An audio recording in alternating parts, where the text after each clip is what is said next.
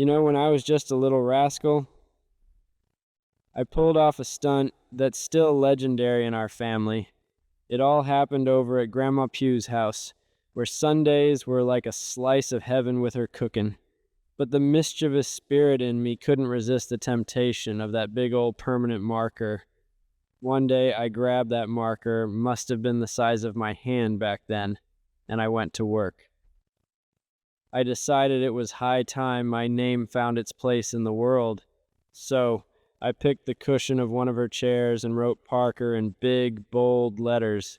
I tell you, it looked like a masterpiece to my young eyes. Now, the trouble began when Grandma discovered my little art project. She marched up to me, her eyes like laser beams, and asked, "Parker, did you do this?" Oh, I felt the heat of the moment, but the quick thinker in me decided to take a detour from the truth. I looked her square in the eye and, with all the innocence I could muster, I said, "No, Grandma, it wasn't me. It was Heather." You see, Heather was a couple of years younger than me, and I figured she'd make a good scapegoat. It didn't take much to investigate further. She asked, "So Heather wrote your name on the cushion?" And, believe it or not, I continued my lie. "Yep," I told her. Well, you can probably guess where this is heading. It wasn't the most convincing lie I have ever told. I got myself into some hot water that day, and let me tell you, it didn't take Sherlock Holmes to figure out who the real culprit was.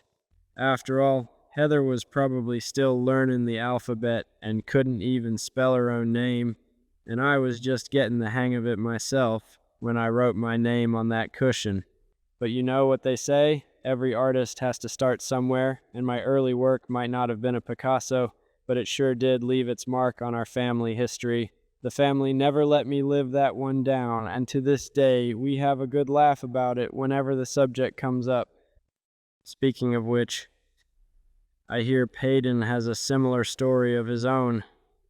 The apple doesn't fall far from the tree, they say. Well, ain't that the truth? History has a way of repeating itself, doesn't it? Just a thought for the young ones. Keep an eye on the moments like this. They might seem small now, but one day they could be the stories you fondly tell. Stories that show how, in our own ways, we're all connected. So all you young ones out there, remember that sometimes these little adventures turn into the tales that keep our family's heart beating through the years and generations to come.